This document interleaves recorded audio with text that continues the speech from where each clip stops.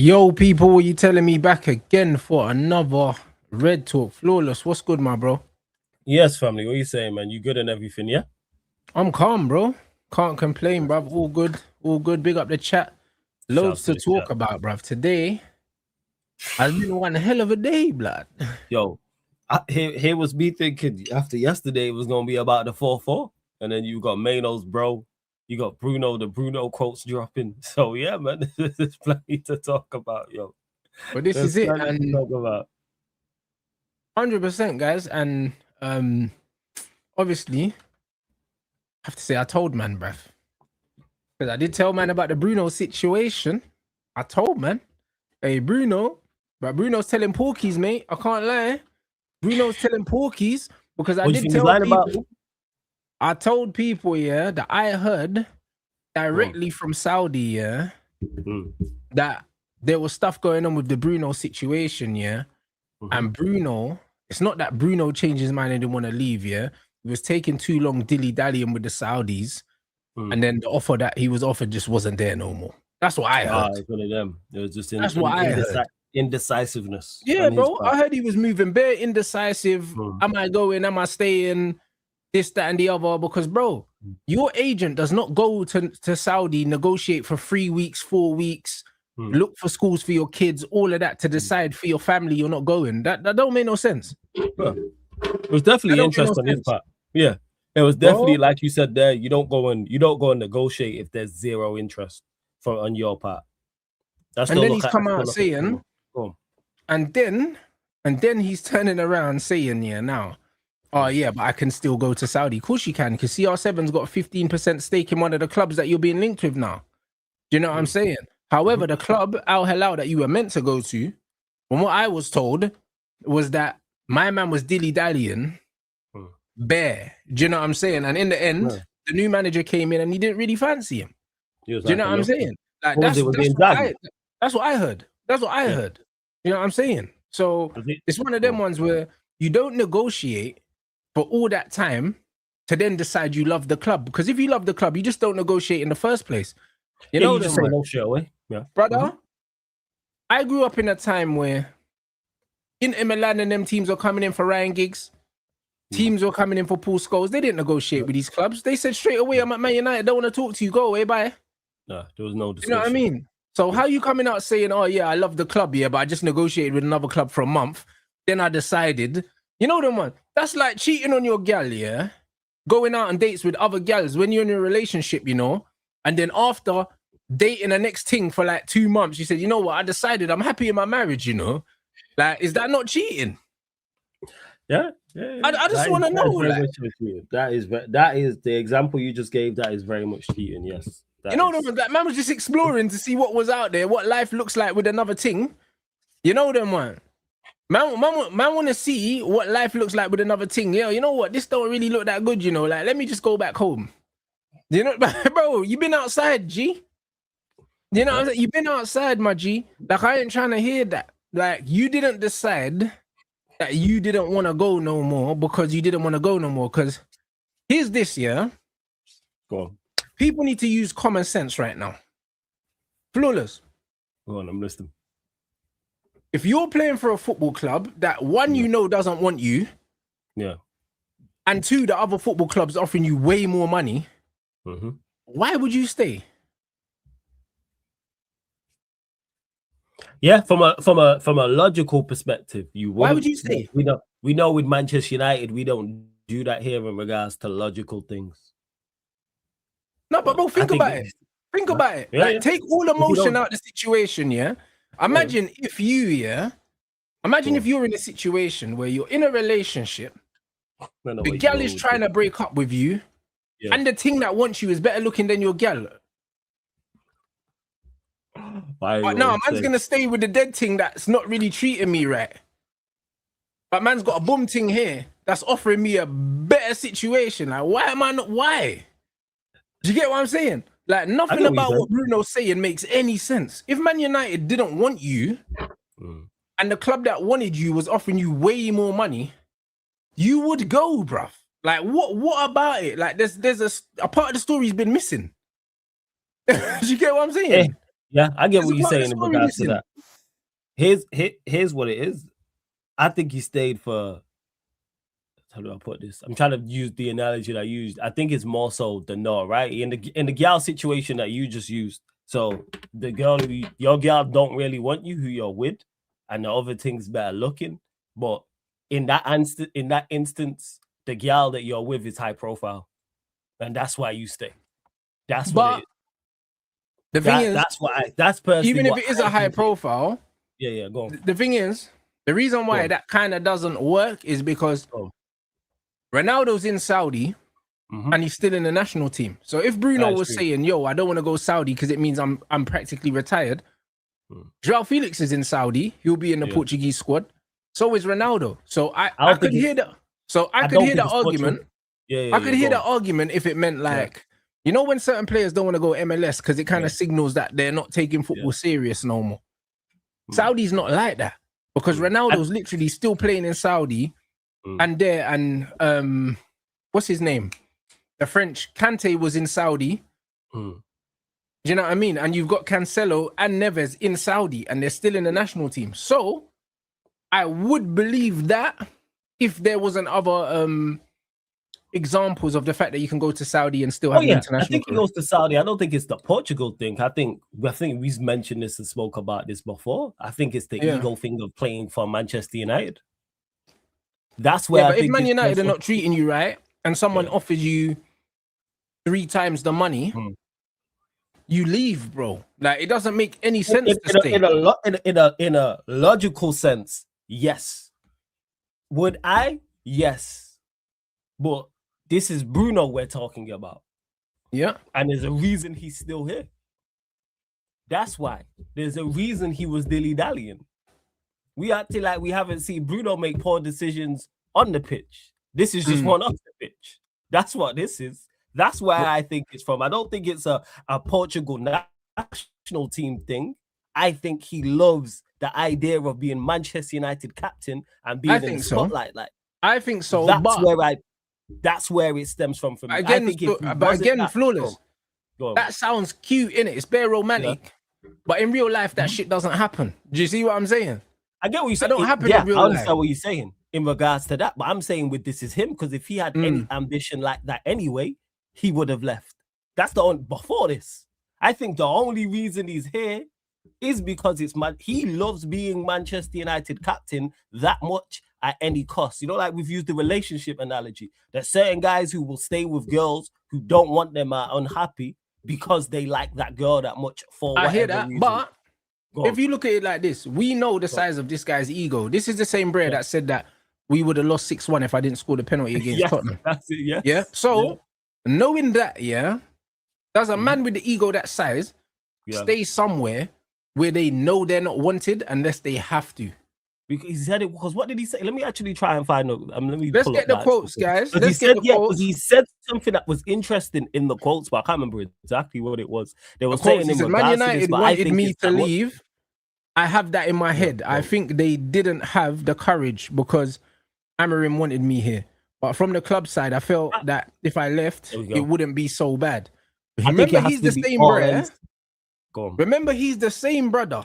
Because, bro, this is why, court of law, I'll take him to the cleaners, mate. Because this is the same brother that said, this is the same brother that came out and said, that, remember after the, what game was it where he came out and he said something about, if the club wants me or something like that, kind of like if they need the money, remember? Yes, I remember that because I think he was genuinely considering it. Because I think man said something about them needing the money, and then that's why Ineos called his bluff and said, "No, we don't need the money. So don't try and make it out that we want to get rid of you because we need the money. It's not that. So don't try scapegoat us. Do you know what I'm saying? They said don't try scapegoat us and make it look like we're trying to get rid of you, for the money. It's not. It's got nothing to do with money. No. They just wanted to get rid of him because it made sense to get rid of him. Do you see what I'm saying? But he done the if they need the money thing to kind of make it look like he's not dipping for bread and they want to get rid of him, innit? So he tried to play the press game. Do you know what I'm saying? So that's exactly what happened. But knowing the kind of ego that he has, there's there's no way he swallows his pride and stays somewhere that he knows he's not wanted. I refuse to believe that he chose to stay here knowing there was more money on the table and the club didn't want him, because that just doesn't make sense, bro. His ego and his pride wouldn't allow that. But again, we mentioned it here about the club not wanting him, but I think he have to be forced out, because remember you mentioned there, and he's mentioned it about the manager wanted him to stay. But the money was on the table, though. Yeah, the money was on the table, yes, but there's a reason he's still here. There's a reason, and that's where it stems from. There's a reason he's still here. I think he's addicted to, not addicted, that's the wrong word, but I think he's in love with being at Manchester United, being Manchester United captain, being the face of Manchester United at all costs. That's where I think he's at. Because we talk about his ego and his pride. Someone who's full of ego and pride doesn't say, oh, we would have lost the game 6-1 if I didn't score a penalty. Yeah. It's more about him than Manchester United being successful. Because if you have any ambition like that, he's been here a long, long time, you leave. Do I think he considered leaving? Yes, 110%. Hence why his agent considered that, hence why his agent was over there. Hence why he mentioned it here as well. But Bruno loves, like someone mentioned, wants to be the savior. Being the face of Manchester United, that's because that deal at the time when we spoke on it in the summer makes sense for all parties involved. I think it makes sense for the player, it makes sense for the selling club, it makes sense for the buying club. Everybody. Hence why he considered it. But in the end, there's a reason why he turned it down. Should the club have done more to force him out? Yes. I said this at the time. I'll say this again. They should have not left the decision in his hands. How is the employee telling you as the employer what to do? I've never seen that in football before where that's happened. Yeah, but bro, this is what I mean. Want you, move him on. But this is why they wanted. But this is why, I believe they should have forced him out of the football club. Absolutely, you know what I mean? Should have forced him out of the football club. Absolutely. Hence why I don't even blame him, Rants. I don't even blame him for the most. Risk upsetting the manager, and this is what and I mentioned this before. I don't care what Ruben Amorim wants. He works for Man United, not the other way around. Man United don't work for him. If they believe getting rid of Bruno is for the betterment of the squad, then they make that decision whether the manager likes it or not. Do you see what I'm saying?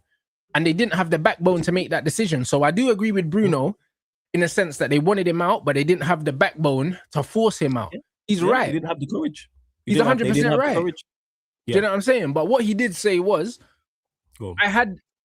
he said, I had the feeling that if I'd left, they would have been cool with it. So that's them basically saying to Bruno, like what I said, that I had an inkling it was, where it's like, yeah, cool. We're open. We're happy for you to leave, bruv. Well, we're happy for you to leave. Yeah, I'm just pulling up the clubs. But because he came out and was like, oh, if they want me to stay and this, that. And they said, oh, no, don't worry yourself. Yeah, you want to leave, you can leave. Because they knew he was having these talks. And they basically said, we're not going to beg you to stay, mate. That's what they said. You know what I'm saying? So it's one of them ones where they were happy to let him go. And I believe that's why they were looking at Belabor like that. Because they was happy to let Bruno go. Do you know what I'm saying? Whether the manager wanted Bruno to stay or not, the reason why Bruno stayed is because the deal that he had on the table was no longer there, bro. That's what I've been told, innit? And that's what I was told before then.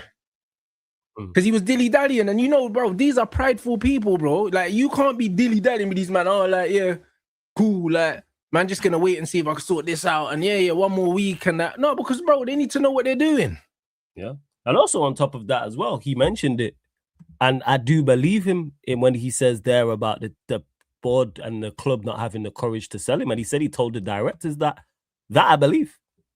I believe where that's silly. When I look at the Maino situation, it reminds me very much of this. We're talking about Bruno dilly-dallying. That's what the club do. Because there's no way that offer should have been on the table and the decision wasn't made instantly. Why is it taking 3-4 weeks for Manchester United to decide whether they're going to sell him or not? Same way with the Maino situation. The Maino situation is worse because they didn't even make a decision. They just left it. They didn't move Maino on and back the manager, or they didn't sack the manager and back Maino. They just left the situation that was going to be a problem down the line. And that's where the issue lies. So with it, like you mentioned there about dealing with prideful people. So I can believe that it should have been taken out the hands of him. The fact that we're having this conversation mid-December coming up to Christmas is a problem. They should have dealt with that. easily, comfortably. Also, yeah, move him on. Go on. And this is a fact. He said that apparently his family wanted to stay, but he still would have gone, which means the reason why he stayed had nothing to do with nothing. Do you get me? It wasn't because of the family, because he was going anyway. Didn't Gyökeres leave his girl in Portugal to go Arsenal? We've seen players do this type of thing before. Yes, it can even have Xerxes broke up with his thing as well to come to Man United. Bro, sometimes you have to leave the gal, bro. Well, like you got a career to think about, absolutely. So I'm looking there. Yeah, the club wanted me to leave. I told the directors that I think they didn't have the courage to make that decision because the manager wanted me. I would have won many trophies this season, but I decided not to go, not only for family reasons, but because I genuinely love the club. If I ever go to Saudi, I never stayed for no love, flawless. You know them way there. Oh yeah, I know. This Portuguese brother that was playing for Sporting, that still watches Sporting and that, but he stayed for Man United for the love of the game. Yeah, you man are idiots if you believe that. You man are idiots. You know that. Any of you man that are drinking this Kool-Aid, you're fucking idiots. I don't think. I agree with that in regards to. I don't think he loves Manchester United. I think he loves the fact that he's captain in the face of Manchester United. But this way, I go this one further, Rants. This is what I say. I think, let's say we would have brought in a player to replace him and stripped him of the captaincy. I think he leaves. Yeah. Let's say that happens at the start of the summer. I think he's in love with the fact of being the face of Manchester United. I'm the man. I'm the guy. I don't think, as a man, and as a man with the ego the size of his, he could stay in a place knowing outright that he's not wanted there. You know, and then on top of that, you know why I also don't believe it's possible, flawless is? Look at the timing of this shit coming out now, yeah? We're not exactly in a great situation at the moment. It's coming up to January as well, yeah? Do you know what I'm saying? Like, the timing of this is weird. If you're someone, that's happy with the situation and you're happy with the decision that you made, why now, bro? Because you've got nothing to gain from doing this now unless you're trying to move in January. But apparently, though, two things. One, wasn't this said the last international break? Apparently, this interview happened, and then it doesn't matter. It shouldn't have been said at all. You made the decision to stay. And also why he made the decision to say as well. You mentioned it about, you got to sell the Kool-Aid. Because there's people who believe he genuinely loves the football club. There's Manchester United fans who, at the time it happened, believed he stayed for the betterment of the football club. And now he said this, now believe he has. He didn't do this for Manchester United. He did this for himself because, like I said, for all parties involved, moving on Bruno, including him, I think was the best move for everybody. We was never going to be successful with him. That's where it stems from. And we keep mentioning about his ego. We know how fragile his ego is. That 6-1 comment tells you all you need to know. Yeah, that 6-1 comment will live forever, bro. Ego can be a good thing. Ego can be a bad thing. And his ego is not a healthy ego. There's certain people who have healthy egos in football. I don't think you get anywhere at the top of the game without having a healthy ego. His is unhealthy. It's very unhealthy. You see how he is on the football pitch. It's not healthy. It's everybody else's fault. No responsibility whatsoever. That's an unhealthy ego. And because we didn't force him out, that's why he didn't leave. Had everybody had said universally, manager, the board say, hey, we want you to go, and taken out of his hands, I think he leaves. But I think he thinks, and I think he was right to think, we were never going to sell him. I think he considered the deal. I think we were going to sell him, but I think that he had to ask I think he had to ask to leave, bro. I don't think that they wanted to keep him. I'll be honest, but I think that what they were afraid of, forcing him out and risking a backlash from the fans. You know, Rants, that in there lies the problem. Why are you scared to move on? We've moved on bigger and better players than Bruno Fernandes as Manchester United Football Club. You're right, but the difference was Fergie moved them on. And because Fergie had the fans, Fergie could do what he did to Roy Keane and get away with it. Ineos couldn't do that to Roy Keane. Do you see what I'm saying? Not that I'm saying Bruno's Roy Keane because he ain't. Yeah. But of course, he's nowhere near. Fergie could do that because it was Fergie over everyone. Risk the backlash. You man keep a manager who wins 1 game per month but scared to move on Bruno Fernandes. Make it make sense. We play this crap football. Week in week, we rapidly been going backwards on the football pitch ever since you took over. And you lot draw the line at selling Bruno Fernandes. I knew they weren't going to sell him. I said it on your platform. I said it on my platform. I said this is too good to be true. They're not going to make the decision. As soon as there was any dilly-dallying and there was any delay, I was like, nah, we're not selling him. For that money is obvious. But again, decision-making and our ownership, like the player. Could we have got rid of him? Yes. So he's right when he says, that part I agree with. Yeah, they were too shook to force him out. That's a problem. No, but also, this is how I know this guy's a scumbag, yeah, is because he knows that the general consensus is the owners are not liked. So he's using his cult status here at the club to try and do this me versus the owners situation thing. That's what he's doing. The fact that he's saying they wanted to get rid of me, but they was too shook to make the decision and all these things. It's like, bro, you do realize you work for them, innit? Because you're moving mad. You're moving mad. But they treating it like it's the other way around. Imagine your employee says publicly, "Oh yeah, my employer was too shook to move me on." But the thing is, it's chess not checkers, bruv. You see these Ineos man, yeah, they understand that this is a game. They understand it's a game, and they understand that the leverage is with Bruno, so they understand they have to tread certain ways. Like even for instance, even with Ruben Amorim, the fact that behind the scenes they're blocking Kobbie Mainoo leaving, blocking Xerxes leaving, that tells you everything you need to know. And that's the right decision. But then my problem is with that is if you're so far off the same page as your manager, why is your manager still in charge? I believe he gets sacked soon, bro. He's into his final year now. Yeah. I believe he's gone soon, bro. I believe he's gone soon. He ain't got long. And I believe he's gone soon because football is shit. But football, we know, like time is the only thing that you don't get back. Why are we wasting it? When you look at the season and the way it's going, we should be right there with Arsenal. Not saying we win the league, people. Let me clarify that. But when you look at the stupid points we've dropped, we look at Bournemouth at home, you look at West Ham at home, you look at Everton at home, you look at Fulham away, Brentford away. Those 5 games give us wins. We're top of the league. Oh, of course. And that's excluding your Spurs, your Forest, your Arsenal, your Manchester City. That's where my issue lies is football don't wait for you. This ain't Disney. You know what I'm saying? This ain't Warner Bros. This is not a film. We're not on Netflix. You know what I'm saying? This is not on the BBC iPlayer. This is football at elite level sport that moves very quickly and very rapidly, and you are brought in to make decisions. You're not brought in to be liked by the fans.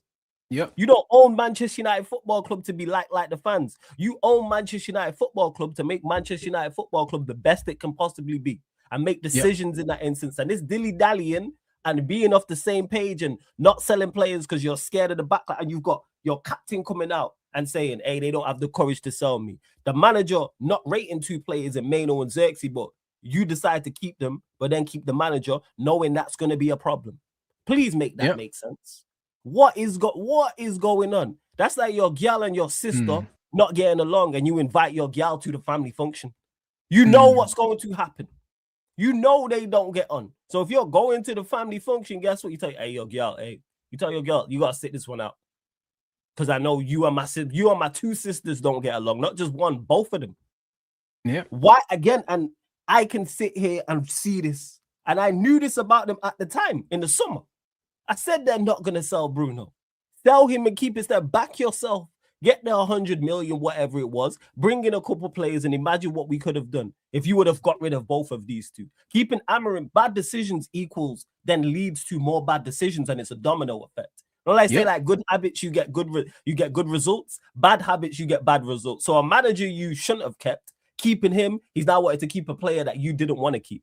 Imagine where we would be if you would have moved on Amorim. Then Bruno probably leaves. But again, that should be out of the equation anyway. Be the ownership. You lot wanted to be Manchester United ownership, right? Do it. Heavy is the head that wears the crown. Do it. You're a king. Make king decisions. What's wrong with you lot? All right, man. But I completely agree, bro. I completely agree, my brother. And this thing is, infuriates. When man is saying our form's not terrible, they'll keep this manager, bro. It's too far gone now. I'll be honest. Like the Kobbie Mainoo situation, is getting toxic. You can see it now. Every single press conference they're talking about it. Once the media get onto you, you're finished in football, bro. Like it always happens in England. Once the media start taking shots at you, and talking back to you, you know, yeah, that you're on thin ice. You know them ones. Because at the beginning, you get the benefit of the doubt, innit? And because these guys in the media, they're aware of the temperature in the fan base, bro. They live online. Do you know what I'm saying? So when they're pressuring Ruben, it's because they believe that the Man United fans want to hear this. Do you know what I'm saying? You then got to look at the situation where the Brer changed the system, yeah, in the last game. He's never changed the system the whole time. And he said he's never going to do it. All of a sudden, he goes to a back four.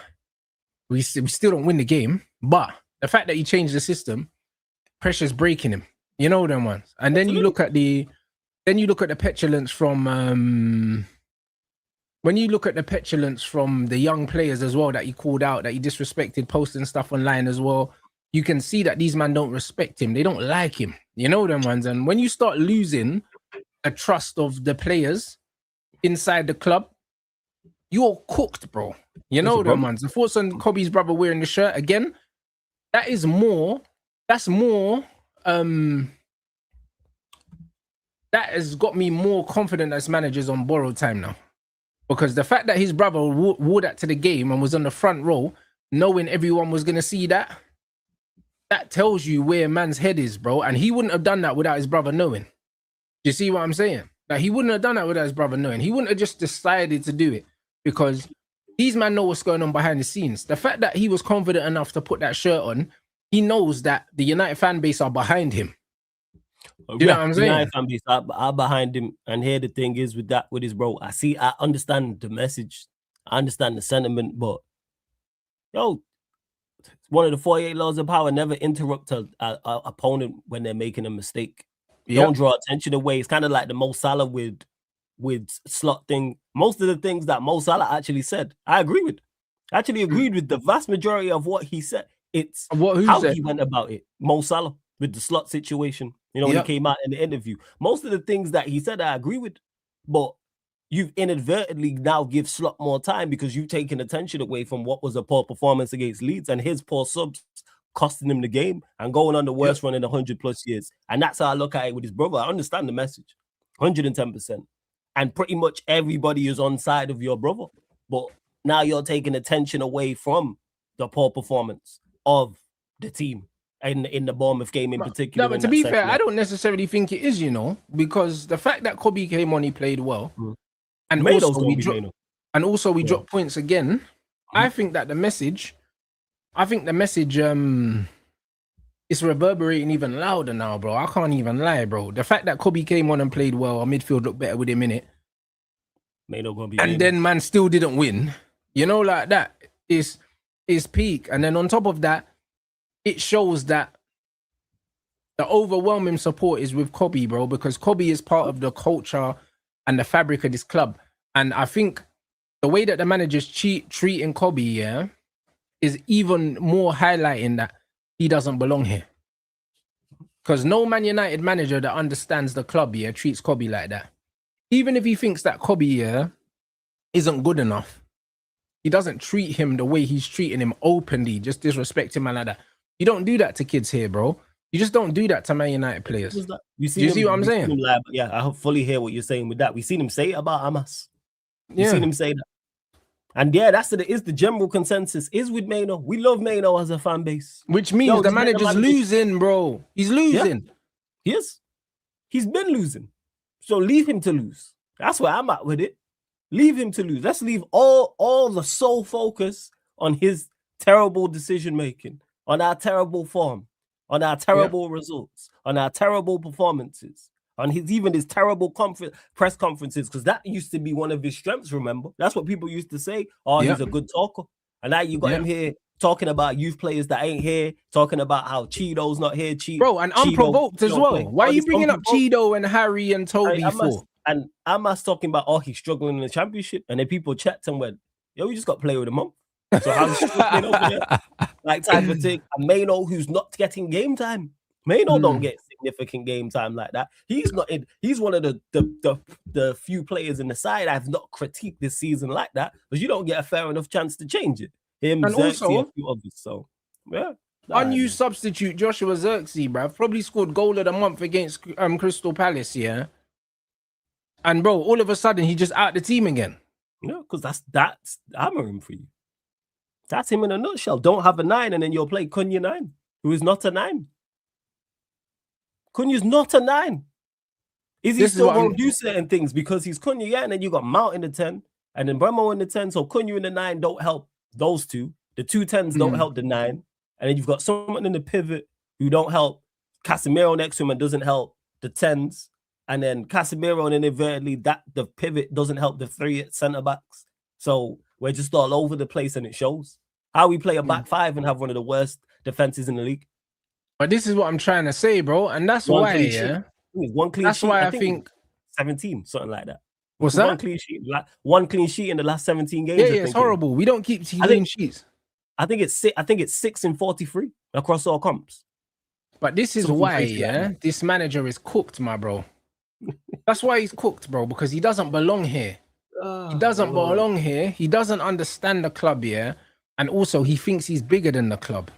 Do you know what I mean? And this is another reason why I don't believe, yeah, that Bruno stayed just because he loved the football club. Because Bruno's been playing out of position. Are you trying to tell me that Bruno Fernandes agreed to stay at Man United, knowing they didn't want him, to play in the double pivot somewhere where there's been leaks that he's not even happy that he's playing there? Do you know what I'm saying? Like, you honestly think that he stayed, yeah, to play in the double pivot, yeah, in a position he don't like, for a club that doesn't want him, for less money than what he was offered? There's nothing about that story that makes any sense, bro. No, it don't. But there's something missing, bro. And that's on him. And what's missing is, one, the club not having the courage. I say it again. The club not having what you're saying. I hear exactly what you're saying. The club not having the courage to sell him, number one. And number two, he loves being the face of Manchester United. He loves being the quote unquote savior. He loves the whole, where would we be without him? He said it in the quotes. Oh, I'm always available no matter what, good or bad. There's some people here who don't value the club or love the club or something like that. It's about him. He knows this is the highest profile he's going to be. Yes, he could go Saudi, make more money. It'd still be in the Portugal national side. I'm talking about it wouldn't be him. He loves being numero uno. He loves being the main character. That's where he's at. Captain Fantastic. The crowd singing his name. Media, mainstream media, social media, the whole Bruno Fernandes. We would have been relegated without him. Look where he could have gone.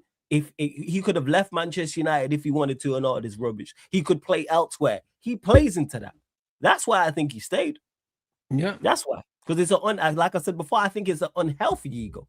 I think it's very unhealthy. Because if really you want what's best for Manchester United Football Club, you would have left, and you don't. Because they signed 2 10s. You playing in the pivot. You really thought that was a good idea? No, he just wants to be here regardless. Like, back to the gal analogy, it's like, I'm just going to be with her regardless of how she treats me. No matter what she does, how she treats me, how bad the relationship is, whatever the case may be, the optic of being with her, I'm with it. That's what it is. Us being together on the Instagram, you know what I'm saying? I'm on her gram. I'm in her bio. She's in my bio. There's pictures of her on my Instagram. We at each other on Twitter. That's where it's at.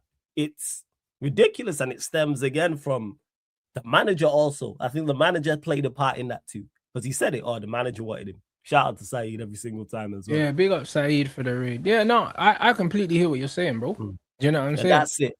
But that's where it's that. So that's why it wasn't a surprise. Hence why I didn't think he was going to leave in the first place. I didn't think the team had his courage, the right word. I just think he's telling porkies, mate. You know them ones that I'm more inclined to believe. I'm more inclined to believe what I heard from Saudi, based on the fact that there's clearly a part of the story missing. You know? There's clearly a part of the story missing. You know, sometimes when someone tells you something and you're like, all right, cool, but where's the rest of the story? Like, yeah. There's more to this. You know, someone comes up and say, oh, flawless. Yeah, I was just, like I went to the shop to buy some bread and then someone just banged me in the face. Yeah, there's more to it. I'd be like, hold on. So, like, what happened between you going to buy bread and you getting banged in the face? Because people don't just bang people in the face for no reason. Yeah, there's a reason. There's more to it. Yeah. You know, like that. I was like, there's a bit in between there that you're not really communicating. Do you understand what I'm saying? And the way that Bruno's communicating this story, oh yeah, they really wanted me. They offered me loads of money. Man United didn't want me, but I stayed. Yeah. Huh? Come on, bro. Do you know what I mean? Like, where's the rest of the story? Where's the rest of it? You know what I'm saying? Like, we're not all stupid. I know there's a large section of the fan base that are stupid, but this is the top set, bro. We're not dumb. Like, where's the rest of it? Where's the rest of it? Do you get what I'm saying? Because he's clearly not happy at the club. He's clearly playing in a position he don't like. You know what I mean? He's clearly not gonna win nothing here. So what are we doing? That's why I think you give him too much credit, though, Rants, in regards to playing in the position that he don't like and winning things here. I think he believes, one, that it was going to change position-wise in the team, number one, even though it was never. Even though we bought Cunha and Mbeumo. Yeah, because I think he's definitely, because I think he thinks he's better than those two. That's why. I genuinely think he thinks, and two, I genuinely think he believes he'll be successful here. Yes. Genuinely, he thinks he'll win major trophies here. I reckon if they hooked him up to a lie detector test and asked him those two questions, are you the best 10 at the club? And do you think you win major trophies at Manchester United? He says yes to both of them, and both of them say he's telling the truth. He genuinely believes his own hype. Genuinely. We watch him play football. We know what he thinks of himself. We heard him say certain comments, like the 6-1. We know these things. You see how he blames other people and how it's never his fault. He never takes accountability for nothing. This is the first time I think he said, sometimes I play good, sometimes I play bad. That's the first time he's ever said anything holding himself where he said, I've not been good enough. Never. Always be wary of them people who never hold themselves accountable when it comes to anything. That's the first time ever at Manchester United he said, it's always everybody else's fault. Like this season when he blamed, I think, did he blame Euro? He blamed Euro for one of the goals we he did, bro. Game. I can't remember what and also, Lenny Euro is another player that this manager isn't playing no more, bro, which is very much against Manchester United because we always give young players a chance. We brought one of the best young centre-backs in the game, no question, yeah? And even if he is having a bit of a tough time, one, he's playing in a formation and a system that he doesn't get, and he's not the only one. Do you know what I'm saying? He's not the only one because nobody gets it. Do you know what I'm saying? But then Euro's the scapegoat because he's young. Do you know what I'm saying? And now you're bringing in Aiden Heaven, playing Aiden Heaven as a central centre-back when he's been playing on the left before. And the first game, Aiden Heaven, you had to sub him off because he got cooked, bro. And it's not Aiden's fault. Because he's a young centre-back, and the thing is, play him through form. Let's find out how good Euro is. He's been brought in for big money. Young player. Play him. Brother, he was our marquee signing, Lenny Euro. And he's been dropped. Let's see where he's at. Like, even taking him off. Why did you take him off yesterday? I don't understand that. Luke Shaw, I don't know why he took Lenny Euro off. Lenny Euro wasn't playing badly. Why did he take him off? Like, and then you went to a back four and then you're playing Heaven alongside Martinez. Leave Euro on the pitch. Shaw made the mistake. You taking anyone off? Take off Shaw. Brother, the back four had 3 left footers in it.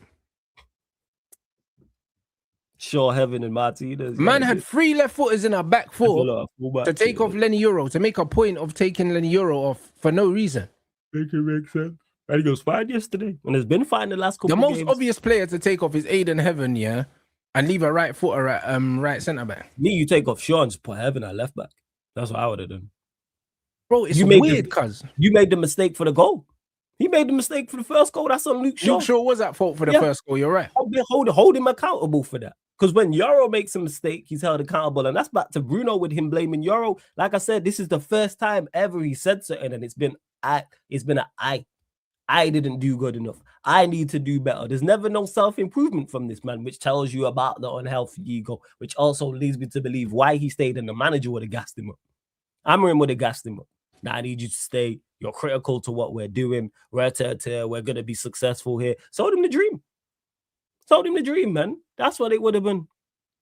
Like, so that's where there's a clip of Amorim ranting about Euro in Portuguese. But you know what's funny, You know what's funny? The fact that Bruno was comfortable enough to come out, and blame Lenny Euro publicly for a situation on the pitch anyway, it tells you how these men talk about the players anyway, like away from the camera. You know them ones. It tells you, bro. Like I always say, like you have to be careful about what and how people are comfortable acting in public, bro. Because it normally tells you something. It normally tells you a lot. Like that.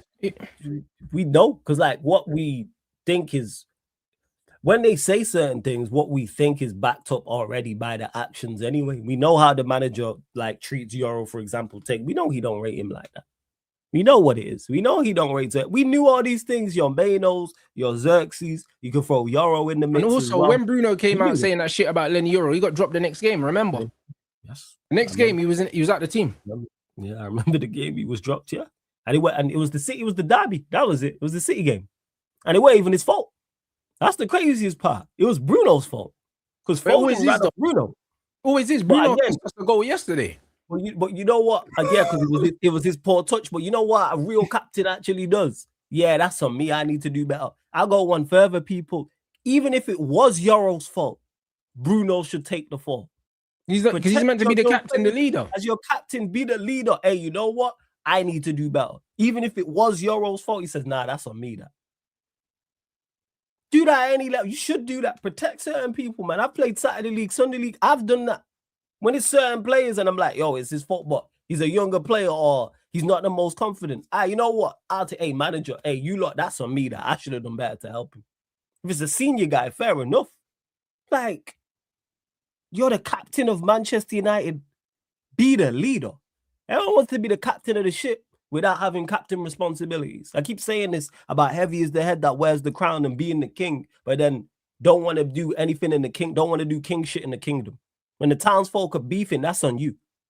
That's where it's at. People just look at how it looks and be in the face and having the armband and singing your name. That's all well and good. What happens when the going gets tough? Yeah. All right, man. Okay. Bro, and the thing is, man said that Euro got stressed in the Palace game. The reason why Euro gets stressed is because, bro, when you know that you don't have the confidence of the manager, you don't have the trust of a manager, of course it's going to affect your performance, especially as a 20-year-old. Yeah, you ain't getting a run because you know you're going to get dropped. Because you know that the manager is waiting, for you to make a mistake so he can scapegoat you. Because contrary to what this manager says, bro, and this is why I dislike this manager, bro. Like, I ain't going to bullshit you, man. You man know, I wear my heart on my sleeve. I don't like this guy. You know them ones. I don't like this guy. This guy could cure world hunger, I still want him sacked. Do you know what I mean? I don't like him. Because man shown me too many things that I can't overlook. I'll be like, I can't overlook it. I can't overlook it. Do you know what I'm saying? And the thing is, if you're a young player like that, and you know no matter what you do, it's not going to be good enough, like Xerxes, like Kobe, like Euro, but then Luke Shaw can be making mistakes nearly every game, and it's like, man, are overlooking it. Do you know what I'm saying? Like Luke Shaw, him and Mason Mount, the foolishness for that first goal, I can't lie, it's crazy. Mason Mount, you know what I mean? It's crazy. When you look at how bad that was, people are saying, Aiden Heaven should have filled in, bro. There's two of you there, blood. You know when they say, like, how many man does it take to change a light bulb? What the fuck do we need both of you in that little bit of space, and between the two of you couldn't work out what needed to be done? But man, are looking at young Aiden Heaven saying, yo, maybe he should have filled in. Get the fuck out of here, bro. And there was a player running as well. When you look at it, there's a player, I think it was Evan Nielsen, on his way to no, Heaven shouldn't deal with. Shaw shouldn't get bounced off the ball like that. But you know what? His balance was poor. Hence why he got bounced back off the ball by whoever it was, because it wasn't strong. Maybe it was Evan Nielsen who challenged him. I can't remember. But he wasn't strong. He's just off balance and he just eased him away. Yeah, he just leaned on him. That's all it was. You gotta be sensible. You gotta be better than that. That's where the issue lies. Like, that's it. As you say, big up Black Diamond. Amram doesn't employ himself. Hence why I hold everybody accountable. I thought that I've said this, but I don't know if you was here, Black Diamond, when I mentioned about the Bruno situation. The part of the reason he stayed is because the manager wanted him. Yeah, you lot shouldn't have had this manager here. It should have been a clean slate. But we had an opportunity. Had the manager here. You should have told the manager, listen, you work for us. We're not keeping him. So you should have told the manager, hey, you go with him. That's what you should have told the manager. We had a chance to have a clean slate. New manager, new captain. That's what we had the chance to do. We had the chance to have a complete fresh start. All right, let's put everybody on notice that, hey, you know what? Performances like last season, finishing 15th, is not tolerated. The fact that the vast majority of that squad is still here is a problem in itself. Because if that happens, imagine Real Madrid finished 15th. How many of that squad are still going to be around the following year? It's going to be unrecognizable. It's going to be Barcelona or Chelsea under Abramovich, for example. or Pep with Manchester City if they finish 15th. There was a chance that man weren't going to finish top 4, and they spent 200+ million in just January alone. Yep. In 10.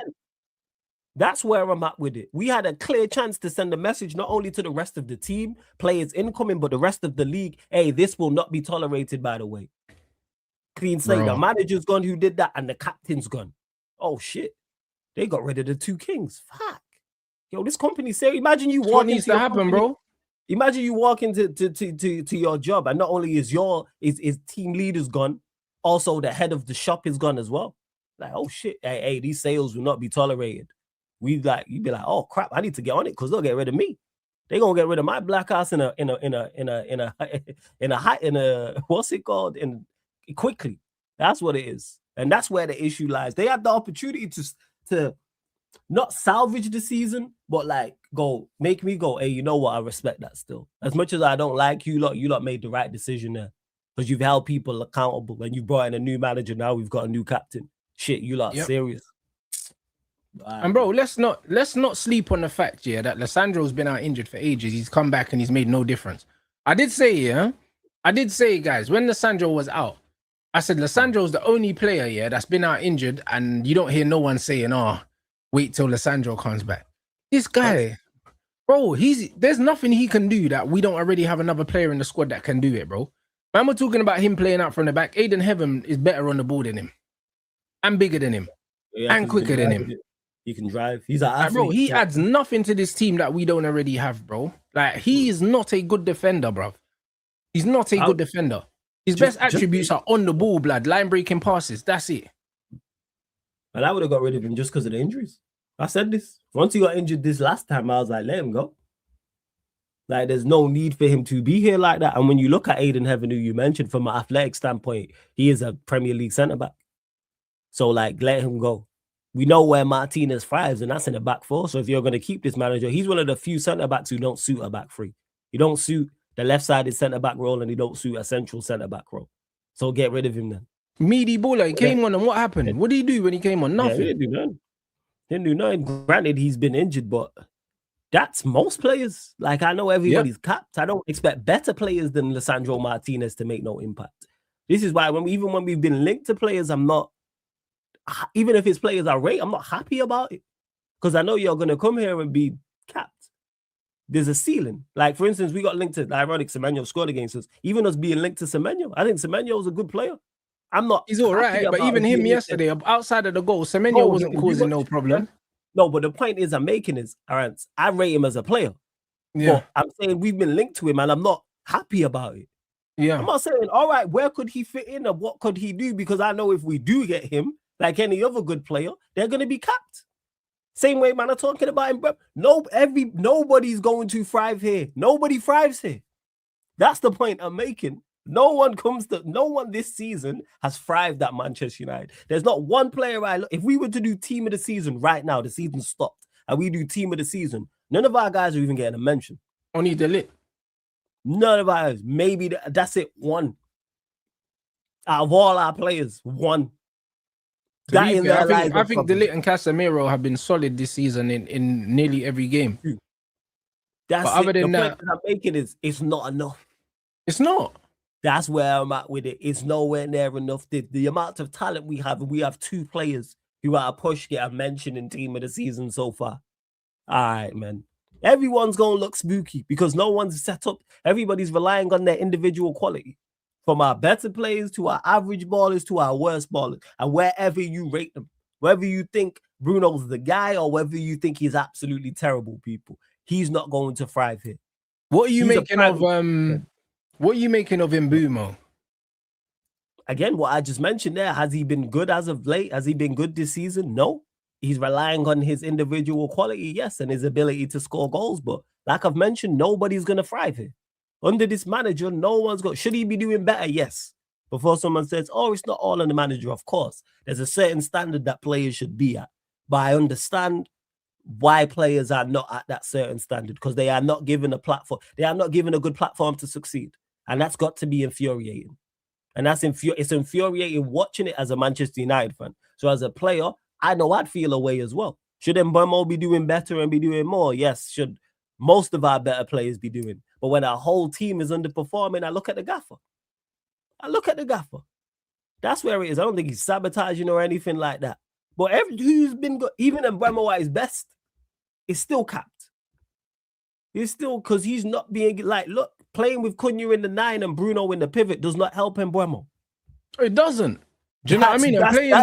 I'm playing Mbeumo up front in a 4-4-2 and Cunha on the left wing. It makes no fucking sense. He's never been a 9. And then you play him next to Mount, and him and Mount don't link up. So he's not getting no progressive passes from the midfield. Mount's then in the 10, who's not good, who can't link up with. And Cunha's of quality, but you're leaving stifling that because Cunha's not a 9. So what do you expect him to do, people? Then sometimes it's Sesko. Then sometimes Ahmad, who he links up with on the right-hand side, might be playing left-sided 10 a couple games. Making sense? That's where my issue lies. So that's why as much as I'm critical of the players, I'm not super critical. Because I know when Mbeumo at his best, we'd still be having a conversation of, what could he do more? No one's set up to succeed. Nobody performs well for us. Even a De Ligt. Imagine how much better De Ligt would be with a better defensive structure. Oh, 100%. He's already a class player and he's showing it, yeah. And I'm happy because the disrespect he was getting. And last season, I realized that when he was out injured for a while, yeah, we were a lot worse, bruv.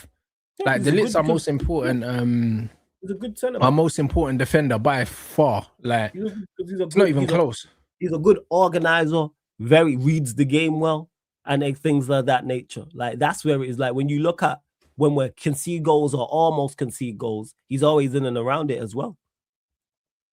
Yeah, I'm saying Mbeumo's out, and he shouldn't be because Mbeumo has more skill than that. Nah, he's way better on the ball than Salah, but he's our Salah in a sense that he is the final action hero, blood. You know them ones. Like, I don't blame him for looking shit in this team because if we are playing a 4-3-3, like for instance, if we are playing like a De Zerbi quick transition football, Mbeumo is scoring hatfuls of goals. Yeah, you just got to look at how many goals Mason's scoring, and if you look, at how quickly they go from front to back in transition, Mbeumo in a team like that, too many goals, bruv. Too many goals. There's a reason. You know what I'm saying? But there's a reason. Go on. He's not a build-up player. Mbeumo is someone that needs to be playing facing the goal that he's scoring in. You don't want to see him playing with his back to goal. In this system, he's playing in between the lines, and he's playing with his back to goal for the most part. He's not a half-turn player, bro. Like, he's not that. He needs to be on the touchline, taking players down the outside or cutting inside and scoring goals. Yeah. I don't want to see nothing else. And you know that, and I know that, and we can see that clear as day. And we knew that before we signed him. This is not nothing new. It's not like we brought him in and was like, you're going to be a fantastic build-up player. We know he's a final action player. And we don't do everything to get I agree. In the system, he's a wing-back. He's not a 10 in the system. He's a wing-back in the system. Ahmad's more of a 10 in the system, and he's more a wing-back in this system. And then you've got someone who's scoring goals who we're saying now his best position is potentially his best position is doing defensive work. Make fucking sense. Somebody who got 20 goals last season. I got 20 goals last season. However many goals the season before. So he's already shown at Brentford, not only can he score goals, he can also be a facilitator and help others score as well. And now all of a sudden, again, it's just a mess. And it ties back to upstairs. Because you gave him to this manager in this system. So, all right, cool. And we should be getting more. That's why I don't agree with the Salah 2.0. Do I think he gets the output of Salah? No, because Salah's output. No, but he can. If he was playing for Liverpool, he would get that output because he's a good finisher. But he just needs to, like I said, it stems back to the manager, man. So, I don't blame Mbeumo. The manager has not set him up to succeed, yeah? We get a 4-3-3 manager, this guy scores a hatful of goals. You know he got one side, Cunha on the other. Jeez. Goals and assists as well, because he can cross. So I'm not worried about him because his skill set, if he's in the right team, he mashes work. Yeah, because we've seen him in Brentford. We've seen him at Brentford. Both being a goal scorer and more of a facilitator. We've seen him. Look at his goals and assists. Look at his performances there. But I'll say it again, we don't set up anybody to succeed. There's nobody there's no player at our team right now that I think is helped by the system and the way we play. No one. Yeah, you're right. There's nobody. Hence why I'm not as critical. Whether it's Bruno, whether it's Cunha, whether it's Mbeumo, whether it's Ahmad, whoever. Players I rate, players I don't rate. This is why I'm not critical. But yeah, we should have started, like that last comment said, should have started off with getting rid of Bruno. Yes. Should have started off with getting with Bruno and the manager, and we would have been in a much better place. But we decided, for whatever bright idea, to keep both of these people. And now that's the bad decisions is now a domino effect, and you're seeing it. Because imagine we had someone who progressed the ball well and got Embremo the extra 2-3 seconds in the final third. If we had a system and he's getting the ball much quicker and through the lines. And Mounts, we know Mounts, what Mount is. Runs around. Cardio. We know what he does. Man said Mount disappeared. Mount didn't disappear. Mount doesn't disappear.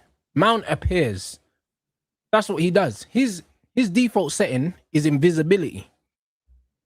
So saying that Mount disappears is crazy. You know what I mean? That would suggest that he was ever there. Yeah. Do you know what I'm saying? Like, that's why I'm not even critical of Mount. We know what, at this point, we know what Mason Mount gives us. We know what Mason Mount does give us. Like, I can't even be super critical of Mason Mount yesterday, because that's Mason Mount in a nutshell. He goes out there, he runs around, he closes down, he gets the ball, he keeps it ticking. You start every game with 10 men, then Mount appears, and then he's not there anymore, bro. Yeah, man, you got the cloak, you got the invisibility cloak from Harry Potter. I mean, man's saying he disappears like the man's involved in football matches. Yeah. He's never involved in the football match. He's involved when we're off the ball. See, when the opposition has the ball, that's when he'll appear. And the thing is, you know what's crazy about the Mount situation is, Mount will have a good 10 minutes, and people will talk like this motherfucker's having the game of his life, you know. If you see the comments, Mount's oozing, Mount's cooking, Mount's doing, bruv, what? He done one Cruyff turn and passed the ball 5 yards, and all of a sudden Mount's cooking. Bro, you're taking the piss. Like, what do you mean? But you know why that is? Because the bar is absolutely on the floor for him. That's why. But he's the only player we do it for, you know? He's the only player. He's the only player that can have a good 10 minutes, and man will say they had a good 90. Because he's the only attacker that we have that does nothing of note on the ball. He's the only player consistent. He does nothing on the ball. He does nothing of note. He doesn't excel at anything on the foot. Yeah. He does nothing on the ball whatsoever. That's where the issue lies. That's where the problem lies. I'm telling you. That's why people got, Mount's playing well.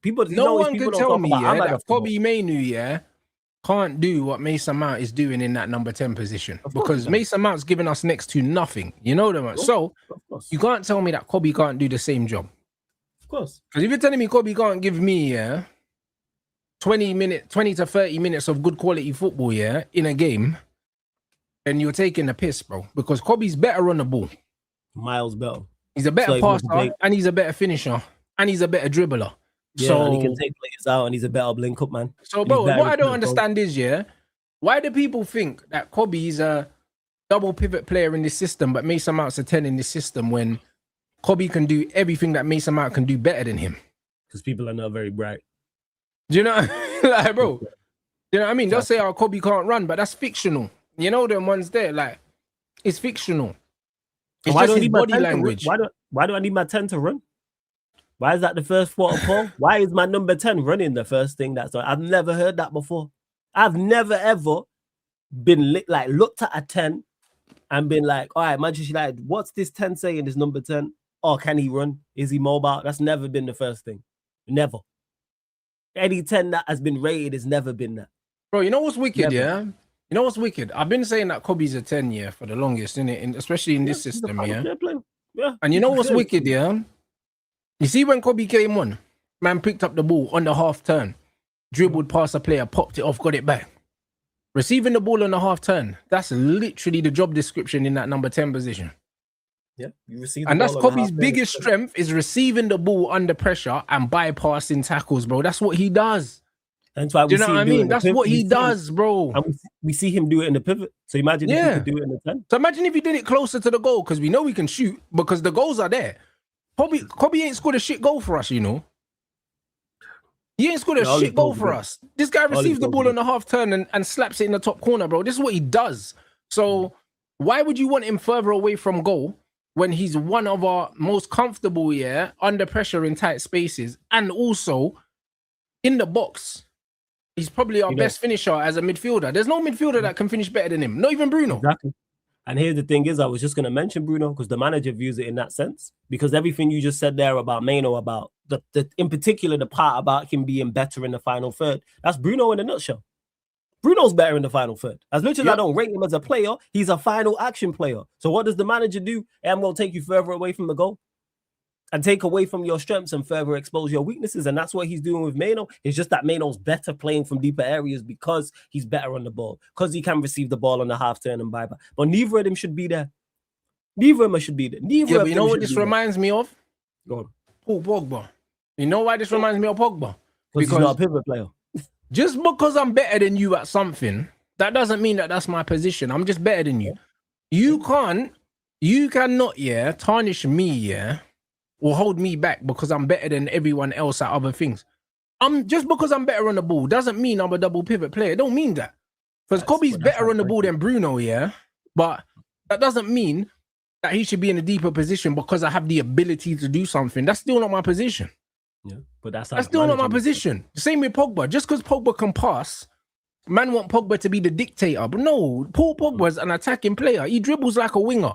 But he can shoot and he's great at heading the ball. Paul Pogba aerially at 6'3" is a big threat. You don't need Paul Pogba in the 6 dictating play. You need Paul Pogba crashing into the box, bro, like Bellingham. Yeah, but that's how they looked at him. Because he was 6, because he's athletic and 6 foot plus, so I'll go play your defensive. That's how they looked at him. Because if he was 5'6" and non-athletic with all the other skill set, he wouldn't be playing. Bro, look at the header that Pogba scored against Man City, Paul Pogba has got a crazy leap and he's a very good header of the ball. Yeah, he should have been doing that, absolutely. And he can shoot. He should have been crashing into the box and scoring goals, bro. Like, the one season, I think it was Ollie's first season when Paul Pogba had freedom, bro. He was crashing into the box and scoring goals. Yeah. He played on the left. Interim. Dude, it was interim, Ollie. Yeah. He was crashing the box, absolutely. Crashing box and scoring bare goals. Do you know what I'm saying? That's what he should have been. He should have been a box-to-box, complete freedom. Go where you want, bro. Play in the 8, play in the 10, play in the 6, go wherever the ball is. That's how you use someone like him. That's how you use someone like Kobe Manu, bro. Should have been a free roll. Mano, especially in this system, because it's 2 10s, you give him a free roll and let him get on the ball. But we know this manager doesn't make smart decisions. Hence why we have the performances and the results we do. Hence why nobody thrives here. Nobody thrives. Also, yes, you're right. And Ollie was playing him on the left in a 4-2-3-1 Pogba, and he was corking. Yeah, he played in the left-hand side, And Kobe can play there as well. Believe me when I tell you, Kobe can play off the left wing on a 4-2-3-1. Yeah, because he can drift inside. You just drift inside, free roll. You just give players like that a free roll and let whoever the fullback is bomb on and offer the whip. So that's what I'm trying to say. Why are we coming up with better ideas than the manager? How are we utilizing the squad and the players better than the manager? Telling us that he's a double pivot player, though. Yeah, because people ain't bright. That's why. He's never been a double pivot player. He wasn't a double pivot player in the youth system. He's an attacking player. Brother, man played left wing in the youth team. A man played in the 10. Man even played as a striker at times. Yeah, Man decided he's a 6. He's a 6. These are the same mutants here that were telling me, the same mutants that were telling me, oh yeah, let's try Bruno. No, let's try Lissandro in midfield. Same man telling me that Kobe can't run, saying, yeah, let's play Lissandro in midfield. All right, cool. He's not a midfielder, man. That was like Wan-Bissaka in midfield or Lindelof in midfield. Brother, man said play Lissandro in midfield, but Kobe can't run, bro. If you think Kobe can't run, wait till you see Lissandro. That man gets cooked. Every time he gets drawn out to the left wing, that guy is food, blood. Every single time. He got no legs. Man was saying, oh yeah, Rants, we should play him in DM, Lissandro. Yeah, safe. I don't get Kobe ain't got legs. We're going to play Lissandro there. They were saying because he can pass. Is that where that stems from? Because he can pass the ball. John Stones, brother, it's crazy. This is what I mean about these football fans. They're not all right, bruv. Do you know what I mean? They're not all right. Man will tell you Kobe can't run, but then say play Lissandro in midfield. Like, these men are taking a piss. This is what I mean about these football fans, bro. It's like there's no consistency in what they're asking for. Yeah. I hear it. Trust me. I hear it, fam. Nonsense. That's what it is. Absolute nonsense, absolute stupidity. That's where it stems from. Never seen. I'm tired, man. End the season already, man. End the freaking season already, man. It's an immediate thing, bro. We This manager don't last the season, man. Oh, definitely not. He don't last the season. Get me Michael Carrick, man. Because he'll dash Cobby straight back into the team. We'll see Cobby and Carrick. We'll see Cobby and Cass and then Bruno. You know what I mean? We'll see that. We might even get to see Cunha in the 10 in a 3-man midfield. Do you know what I'm saying? We'll get to see that. Because I trust Michael Carrick. Yeah, I would say go get an interim, whether it's Carrick, whether it's Rude. And I was looking at our fixture list.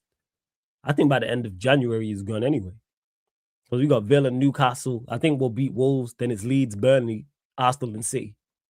Yeah, good luck with that. Good luck with that. Saying. No, he's gone, bro. Honestly, I look at the run. We've just look at the run we're currently on. Failing to beat West Ham, failing to beat 10-man Everton. Granted, we beat Palace. Failing to beat who else? West Ham, Everton. All right, man. Whatever, man. Bournemouth, you are on a horrible run. All them are home games as well. All right, man. What was that? 2 points from a possible 9 against those 3. Yep. Give me a break. That's some jolting, bro. You know what I'm saying? This team. When's our next game? On Sunday, right? Boxing Day? Is it Boxing Day? No, Sunday 21st, Villa. Now we still got one more week before Christmas. I think Christmas week is next week. Yeah, Sunday 21st is Villa, isn't it? On the 21st. Let me double check. I swear it's Villa. Yeah, bro. A mad thing. Yeah, still, right. Yeah, it's Villa on the 21st. Yeah, we losing that. And then Newcastle on Boxing Day. Yeah, good luck with that. Yeah. Yeah, brother. I have to get even that. What are you saying? Newcastle and Villa, yeah? We're not winning either of those games. You know that, right? Oh, yeah. Fam, I said before the Bournemouth game, Bournemouth, Villa, and Newcastle, I said if we get more than 3 points from those 3 games, I'd be super surprised. Extremely surprised. We're not beating Villa. What are the next 3 games? Is them 2 and who else? Villa, Newcastle, Wolves. We'll beat Wolves at home. Yeah. Of course we'll beat Wolves. We'll beat Wolves. I even say, of course, because they'll play that low block they played against Arsenal. And remember, no Embremo, no Ahmad either. I know, man.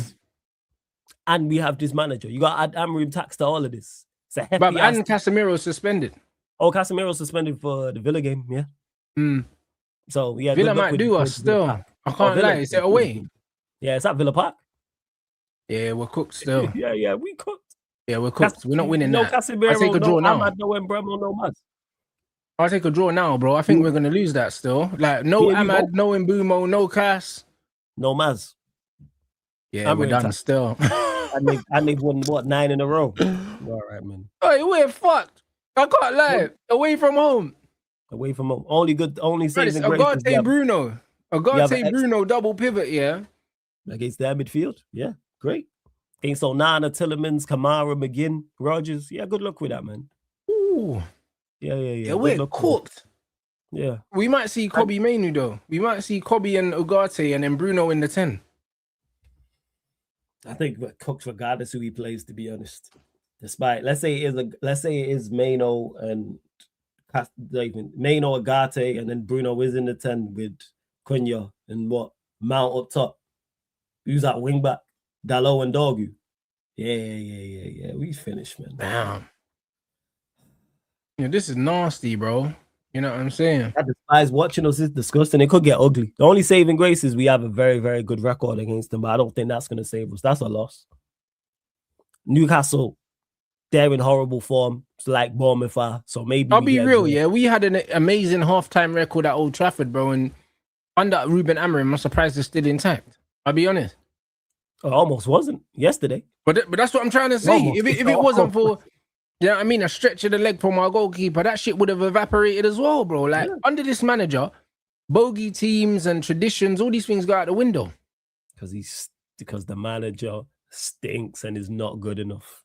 And eventually it's about to get darker over Christmas, people. It's already dark. It's about to get darker. It's going to get ugly. Villa, Newcastle, because they transition well.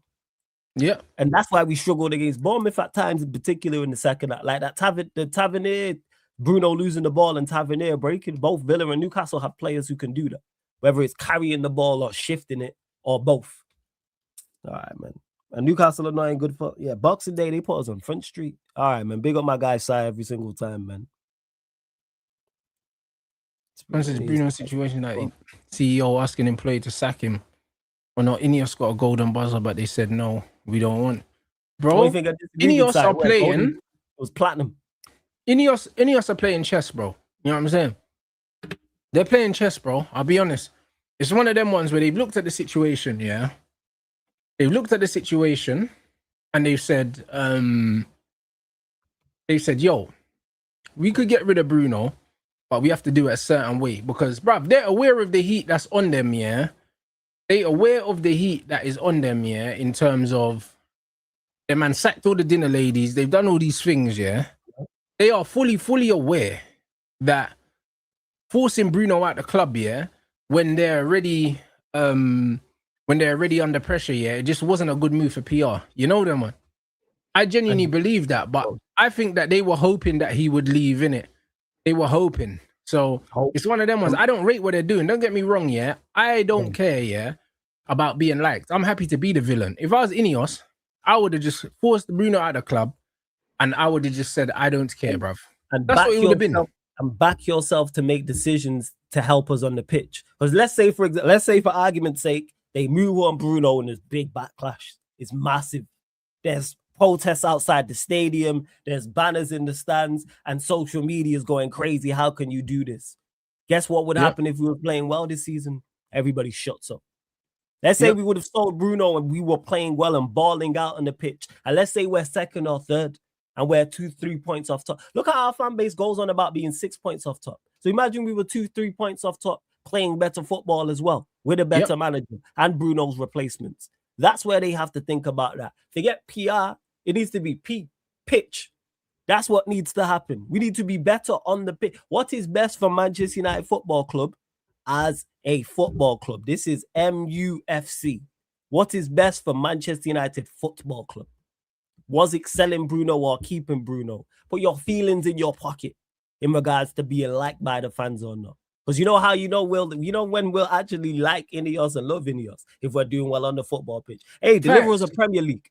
Deliver us a Premier League. There'll be a petition to build a statue of you, man, outside the stadium. We haven't won a Premier League since 2013. It's now 2025. This is why they should have just said fuck it and did what they needed to do. Because ultimately, like, the fans are gonna like you if you're winning, bro. So sometimes you have to be cruel to be kind. You know them ones.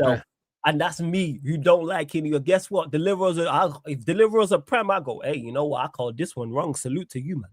I didn't think you lot were capable of making decisions on and off the pitch to help us actually go and win the league title. Hey, scrap that. Get us back in the race. Because we haven't genuinely competed for a league title since we've won. Get us there. Get us competing. Get us, and me in particular, from a selfish standpoint, believing we can go win a league. You know what? We're legitimately in this race. We might not be the best team. We don't have the best manager, but if a team in front of us or a couple teams slip up and have an off season, guess what? We can go do something. Because that's this season.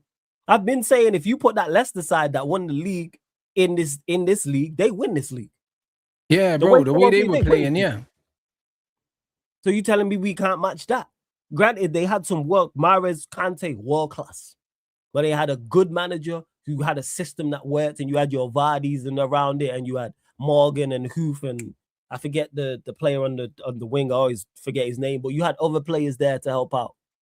All right, man. But no, liked and PR and all this. How about you help Manchester United? How about you hold people accountable for poor performances? Like our captain got 100 million for a player who don't fit the system, and you man agree with it because you signed 2 players to play his position. You're right. You already replaced him, and then you ended up keeping him, and then he's been used in another position when you could have sold him and brought a specialist, which don't help him. And then don't help your 210s, which don't help the team, which don't help the manager, and everybody suffers. Yep. Rather than sell him for 100 M's and sign 2 central midfielders, which we need anyway.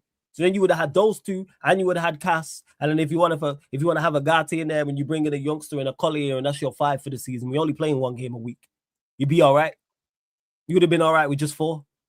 The 2 being brought in and Casemiro throw Mano in there if we're playing a 4-3-3. That's all right. That's calm.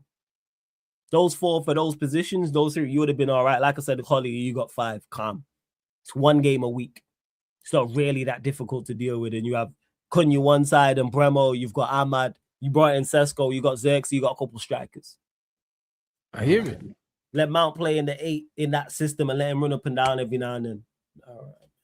Flat back four, you got enough. You got Delit, Yarrow, Maguire should have been moved on. Shaw should have been moved on. You got Heaven, Mazarari's out there. You got Dogu, Dalot should have been. All right, man. And you boy and a better goalkeeper, like. Sure, man. Some This club's jokes going nowhere fast, man. This club's going. We just have to play. We just have to play the long game, guys. You know what I'm saying? We just need to play the long game. I hope the long game is what's the word I'm looking for. I hope it pays off. I hope they're thinking of that. Yeah, Nash is benched.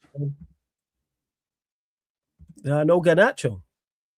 Right on that bench. My team can't get a game against Cardiff, you know. Cardiff. I can't get a game. Man said if we lose the Leeds game, it's going to be... Who's playing Leeds? Who's playing Leeds? We play Leeds New Year, 4th of January. That's our first game in the New Year. Yeah, we can't lose to Leeds. Impossible, bro. Impossible. Hey, Rants, we capable of losing it to anybody. They'll be banged up for that.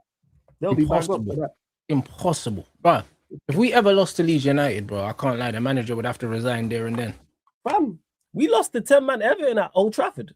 Yeah, but Leeds is different. You know that. Oh, yeah, of course. What Leeds? I can't stand them. Yeah, trust me. You of all people will know, blood, because you live up there, blood. You live in Manny, bro, so you know what it's like. Yeah, fam. I can't stand Leeds. People are like, oh, I want Leeds back. Fuck that. You know what I'm saying? Been saying this. This is another reason why I know this manager's soon gone, yeah? Man said Saeed might need my... Bro, Saeed had Nuruddin, bro. Nuruddin was on smoke. I saw the fucking match reaction, yeah? Nuruddin was going to catch a body, fam. Yeah, Nuruddin don't play that shit. People. Nuruddin was going to catch a body in the car park, bro. I saw Nuruddin switch, blood. I was like, yeah? Say no more. Nuruddin ain't on that. Nuruddin's on that. Like Nuruddin lost it, bro. I was like, yeah, say no more, innit? Nuruddin was ready.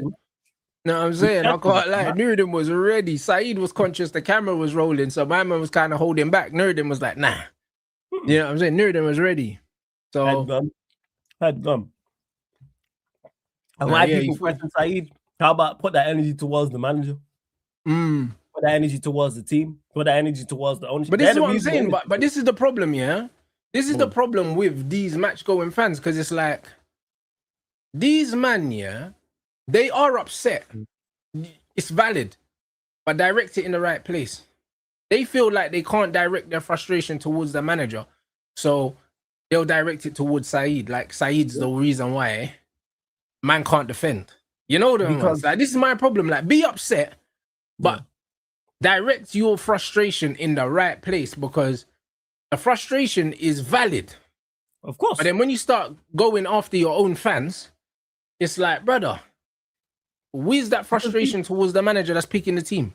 Because they like the manager. That's why. That's where that stems from, because they like the manager. And I've backed the manager. So now, because I like the manager and I've backed the manager and I'm hammering him in, I now can't critique. So therefore, I'm going to criticize Saeed, even though I probably agree with the vast majority of his points. That's the craziest part. If Saeed would have stopped and said, hey, and brought whoever it was on camera and said, let's have the conversation, guaranteed they probably agree on most things. Because I've had it. I've had it. Like, when I do my fan calling shows, it's happened. Man are in the chat and talking about, oh, how you am, and then they join. And then when we've actually had the conversation, we actually agree on most things. But yeah, because this is the thing. But I don't care if you like the manager. The manager's failing, bro. Do you know what I mean? I like milkshakes, but milkshakes don't like me. You know them ones there? Like, it doesn't matter what you like, bro. You know what I'm saying? I like milkshakes, but they give me a bellyache. Do you know what I'm saying? So it's like, it doesn't matter if you like the manager, bro. You know what I mean? Again, but it's feelings over facts for them. It's feelings over facts for people like that, though. It's not a logical balanced thing. Like, what did the girl say to the woman say to Saeed last week or the week before? I enjoy the atmosphere. A lot of people just there for that. It's not about winning. I've said this. That's one of the biggest things. That enjoy the atmosphere is one of the most toxic things, that you could ever say to someone after losing a game. Man said, enjoy the atmosphere, bro. What? Well, Rants, that's what it's like for not only people who are going to the game, a lot of the fans online. It's about, oh, just enjoy it. Don't complain. Back the club. Be a Manchester United fan. That's where it stems from. And that's one thing, being in the content creator space and talking to more fans. I thought we was all win at all costs. I thought winning was the numero. For a lot of fans, it's not. No, but that used to be, For a lot that of used to be the fans. culture at Man United, and this is why, yeah. I'm glad that Paul Scholes and Nicky Butt have their own podcast, and Paul Scholes ain't on Sky no more. Because when Paul Scholes was even saying, yeah, bro, if Man United won 1-0, they're like, yeah, this is shit. Yeah, he did say that. You know that, bro? He said if we ever went 1-0 up and stopped attacking, the manager would have been onto them. He said they would have went mad. You go get 2, you go get 3. You go get 3, bro. Like, 1-0, dead. You know what I mean? Like, bro, that's exactly the attitude this club needs to have. No, facts. You know what I'm saying? Like, bro, like that's why I was kind of disappointed when I saw, Man United fans seeing, we drew 4-4 yesterday, and certain man was saying, they was happy with the performance. Brother, we drew to Bournemouth at home and conceded 4 goals, and you're telling me you're happy with the football? What do you mean? You know what that is? It's because that's the best football we've played in a long, long time. But still, goes to show the bars on the floor. But you still shouldn't be happy, though. No. But the bar's on the floor. That's where it is. The bar is literally on the floor. Man conceded 4 goals at home, to a team that 15th in the league, flawless. 15th, bro. They're just above relegation, And haven't won in however many games. Brother, I think they're 5 games without a win or something like that. And then we fucking let them score 4 goals in our backyard, and we're saying, oh yeah, but we're happy with the football though. What? Yeah, that's us in a nutshell. That's where we're at. I'm looking here now. Their last win was 26th of October. He's Nottingham Forest. Brother, nearly 2 months ago. 26th of October is the last time these lot won. 2, 3, 4, 5. Hadn't won in 6. No wins in 6. No wins in 6, and we let them score 4 goals past us in our own backyard, and then said, you know what, we're happy with the football. What? Yes, Semenyo hadn't scored in however long. Evan Nielsen hadn't scored in however long. All right, man, bet. And we was leading the game. All right, man. And the goals we conceded was criminal as well, but hey, it was a whole different conversation. But man are going to leave the game and say they was happy with the football. This is the problem. This is the problem. Like, bro, be happy that we scored 4 goals. Cool. Don't be happy with the performance, because a performance is not 20 minutes. A performance is 90 minutes plus added time. That's what a performance is. Yeah, absolutely. You know what I'm saying? Like, having a good spell in a game, is not enough, bro. Nope. That's why even when man was saying, we had a good first half. Brother, the game is 2 halves. Having a good first half doesn't mean you had a good match. It means you had a good first half. And it wasn't even a good first half. It was a good 25 minutes at the beginning. And then they kind of got back into the game a little bit. And then and then they scored. Do you know what I mean? And then we made it 2-1 just before the end of the half, with a free header from Casemiro, bro. Keep it safe, because we didn't really create half chances. We didn't really create a lot of clear cut. And granted, that's more so the first half. Statistically, they created more big chances than us. Like, bro, I got it here somewhere, because when I saw it, I said, I know I'm not going mad. Hold on, let me see if I can find it. Yo, look at this. Go on, I'm listening. But the stats for the game, 56% possession to us. I don't care about XG, but our XG was 3.2, theirs was 1.92, Total shots, 25 to us, 14 to them, and both of us had 9 shots on target. Yeah, that's a lot. We had 25, they had 14, and we both had 9 on target. Big chances created, 6 for them and only 2 for us. Big chances missed for them, 4. Big chances missed for us, none, bro. You know what that tells you? You know what that tells you? We could have lost that fucking game. That's what it tells you. It was close. They missed 4 big chances out of 6, bro. And we created only 2. Yeah, because a lot of our chances were half chances. And 2 of the big chances we created, we scored. We didn't miss a big chance. Like I said, I don't remember their keeper making saves to keep them in the game. I remember our keeper making saves. Yeah, the men's made a couple. In particular, the one at the end from the header. Yeah. Was it Brooks? Bro, we both had 9 shots on target in the game, bro. And they created more big chances than us. So that tells you that on another day, we lose the game. We're going band for band with Bournemouth. That's what it tells you, bro. Like, we both had 9 shots on target. That's the bottom line. Because it doesn't matter how many shots you have in a game. It's how many times did you make the goalkeeper work? And it was 9-9. Going band for band with Bournemouth. It was 9-9, bro. So, like, all man need to know is, for the amazing football we played, we both had 9 shots on target. And they created shots closer to the game, closer to the goal. That's why they've got more big chances than us, because they got closer to our goal than we did. So why the fuck? So why are we getting excited over this performance, bruv? Because we scored 4 goals, Rants. That's why. And it's results based. Conceded 4. Yeah, but they don't look at that. Because we've been conceding goals all season long. We've been conceding goals ever since this manager got here, so that's nothing new. We scored 4. Players got on the score sheet. We looked a threat going forward. We had shots, and we had shots on target. That's how they look at it.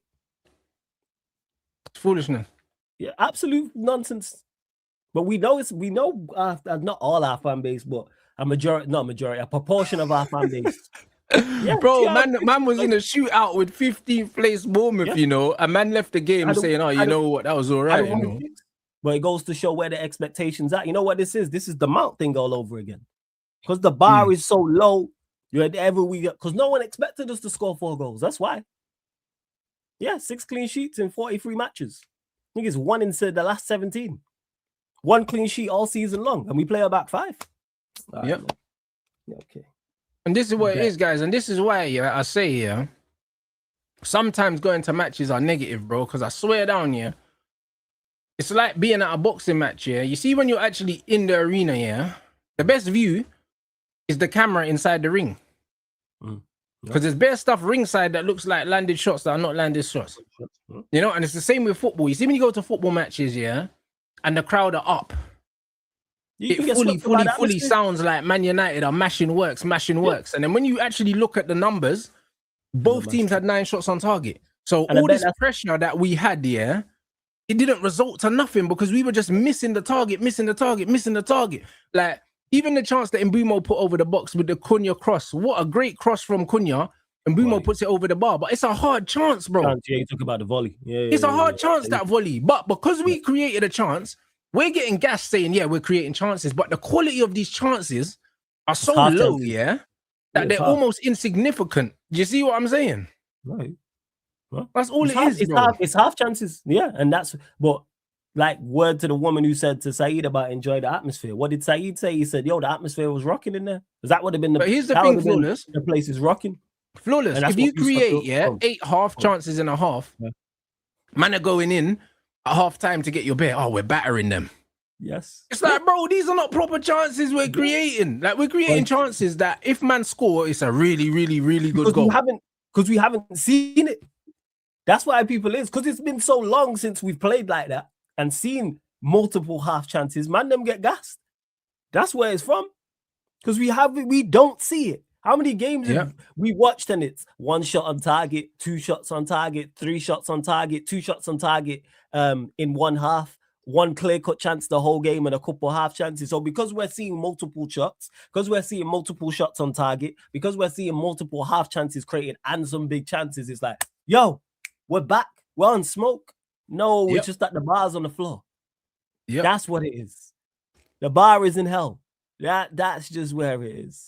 Yesterday, I'll be real, Casemiro, Ahmad, and then I'm like, Aiden Heaven a little bit. Aiden Heaven had little bits of the game where he looks really good. That's it. Like, I'll be honest, like, the performance yesterday, it's not really moving me, bro. When Kobe came on, Kobe done well, but he didn't start, so it's hard to say Kobe. Cunha had about a good 15 minutes. I'll be honest. And first half, Cunha was shit, bruv. Yeah, but then that tells you all you need to know, that we scored 4 goals and you mentioned 1 attacker. Yeah. And the one attacker you mentioned was a wing back. The one attacker you mentioned, Rants, was a wing back. Yeah. That's all. And we scored 4 Dalot goals. put in a good cross yesterday, really good cross.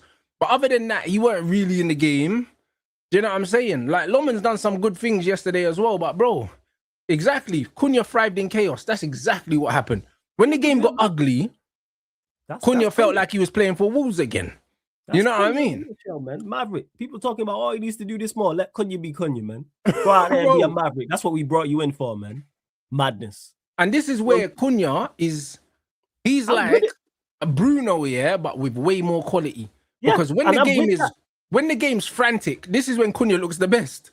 Yes. When everything around him's collapsing, he does a 360, bruv, and then a fucking Trivella, bro. Like, when everything's going to shit. Like, that's Cunha. He's like the Tasmanian devil, bruv. Yeah. You brought Hulk into the Avengers and told him not to smash. What? Like, what are we doing?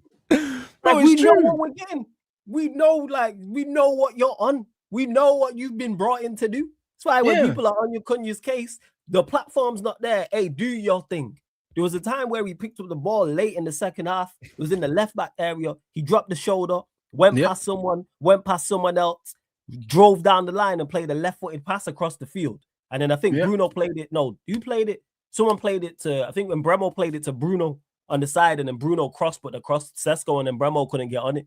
Like, that's what he's there to do. Let Cunha be Cunha. He's a maverick. But this is why we need one of Cunha or Bruno and not both of them. And in my opinion, you know which one it should be. I believe Cunha was Bruno's replacement, and then Bruno didn't end up leaving. That's what I genuinely believe, because it makes all the sense in the world. We know what it was, man. We know what it should be. It's not even a contest. Bruno's, even if you don't rate Cunha, Bruno's had his time here. It's over. Yeah. He's a rat. He's been here 5-6 years now. We know what we're getting. It's over. And guess what? If Cunha's not the guy, you move him on too. Hold it on to players who are not good enough. Bruno's not been good enough. Is it all on him? No, he hasn't been helped. But guess what? It's a wrap. It's over. Get the rapper off the label. He ain't selling no records here. It's not all on his fault. The label probably didn't do enough as well, but it's over. How many albums is this man going to release before you go, hey, you know what? This ain't working out. It's 5, true, 6 albums, 7 albums on the label, and none of them go gold. Nah, bro, I can't. Bruno's moving like Drizzy now. You know, man's just putting out projects to get out his deal. You know them ones, like, that's it, man. It's bare trash. Man's feeding the streets trash, bro. Like, that's what he's doing right now. You know what I'm saying? Like, get him out of here, bro. I'll be honest, man's putting out mixtapes with 8 tracks on it and that. Like, bro, get this guy the fuck out of here. Like, the journey's over with, man. We ain't trying to hear this anymore, man. It's not working out. Should have sold him to Saudi, man. Had the opportunity to get him off the label, and we didn't. Get him off the label. It's bad, isn't it, bro? I said it's over, buddy. You know what I'm saying, bro? Like, it's over, buddy. It's over. Like, if Cunha's bad for 2-3 years, or it's Mbeumo, I'll be sat here saying the same thing, people.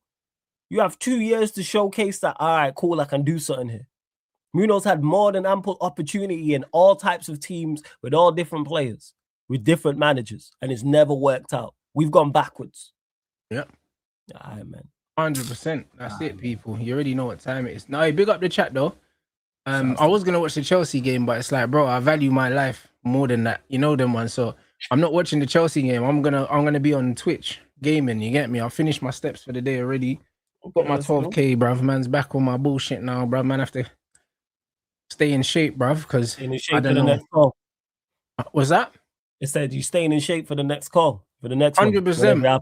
Because I reckon first Q1 of the year I'll be back out. You know what I mean? So yeah, before March, February, March, I'll be back out for sure. Okay. You know what I'm saying? So I'm just keeping my weight down, because I might go down again. Because, bro, I came in underweight for the last fight, and I came in underweight by accident. I could go down again, I think. So, nah, man's just going to keep my weight where it is. You know what I mean? And, yeah, bruv, just play it by ear. So, yeah, bro, I'm going to be over on Twitch. What's the time now? It's 8:10, bruv. I'll probably be on Twitch about 8:30. I love that. You know what I'm saying? So, yeah, I'll have the Chelsea game on anyway. I'm going to keep it on this screen anyway. And then I'll have the game on this stream, and then chat on the other screen. I'll keep the Chelsea game on, so man can keep an eye on that while I'm on Twitch. You get me? But man's gonna be gaming still. What you got coming up? Yeah, big up for having me first and foremost, as always, Rants. Appreciate you giving me the platform. 11:30 p.m. I'll be doing a Man United podcast, people, because I didn't do the watch along yesterday or recap of the game, so. Not only will I be doing that, also more on the Bruno situation, Mano's brother, etc., and all that. So yeah, 11:30 p.m. UK time. That's on the main channel, Sarcasm City TV. And then it's the NBA Cup final as well. It's the Spurs versus the Knicks. So that'll be Sarcasm City TV extra, people. Oh, that's a joke thing, bro. The Spurs, man. Like, I can't lie. So I'll be doing that But them man got the alien, bro. I can't lie, bro. Man have to cancel the league, innit? Yo, see, he's joke thing, bro. You know what I'm saying, bro? You can't guard that. You know what I'm saying? What's the point, bro? Like, they were playing well without him. That's the craziest part. They was balling without him, and then they added him back. They can't guard that, bro. I'll be honest, bro. It's like, man just have to injure him, innit? Like, This guy crazy, yo. But I'll be real. Like, bro, if I'm the manager, I'm getting the 12th man on the team, yeah, and I'm saying, yo, fam, first game of the series, you just have to collapse man's ankles or something. You know them. I'll be real, bro. I swear, you have to take one for the team, bro. I'll be real. You just got to put another 7 for the team. You just got to put another 7-footer on him and try to offset him, man. That's all you can do. You have to take one for the team, bro. I'll be honest. Like, you have to. Like, that's the only way, bro. You have to deal with players like that, bro. It's some bullshit. They even make no sense. You know what I mean? So, but it is what it is, innit? But, yeah, man. Hey, guys, let me know who's live as well for the redirect. And, yeah, man, see, Cass is on his treadmill thing. I told him anyway. We got him on a meal plan and that. Cass is looking to drop bare weight, bruv. So, you know what I mean? Man's keeping an eye out for that, bro. Keeping an eye out for the transformation. Is he looking to box or is he just losing weight? No, just for football. Because them lot normally play a charity match in the summer, innit? And he's looking to drop bare weight, innit? So, like, man just basically done his macros for him. And, yeah, he got the same treadmill as me now. So, you know what I mean? It'll be good to see it'll be good to see how much weight that he can drop. But he's been consistent now for like 3 weeks, innit? So after 3 months, it'll be good to see where he is. You get me? You know what I'm saying? So that's what it is, man. Trust me. Health is wealth, blood, at the end of the day, fam. You know them ones. You got stay ready, you ain't got to get ready, fam. Facts. You know what I mean? And that's what it is, bro. So you get me, man, just keeping my weight down. You know what I'm saying? And just chilling, bro. You know what I mean? And then I'll be back out soon. I had a phone call with my management. They're in Dubai for Misfits at the moment. I had a phone call with them on, when was it? Was it Sunday, guys? It was Sunday because I was live. I was live watching the highlights for the games. And yeah, next year's going to be big. I'm not even going to lie, bro. Next year's going to be big. So we had a very good conversation. So yeah, I'm looking forward to next year. Yeah. You get me? So man's just making sure that stay on top of the weight, bruv. You know that, man. I hear it. And that's all it is. So yeah, man, as soon as there's news, man, will let you lot know, man. But yeah, man, big up everyone inside. I'll be live in 15 minutes on Twitch. You know what I'm saying? Make sure you drop a Rants raid in Matisse's chat. Subscribe to Sarcasm City. You know what time it is. The link is in the title, people. And I'll see you guys over on Twitch. And make sure you join the Discord. The link is pinned, people.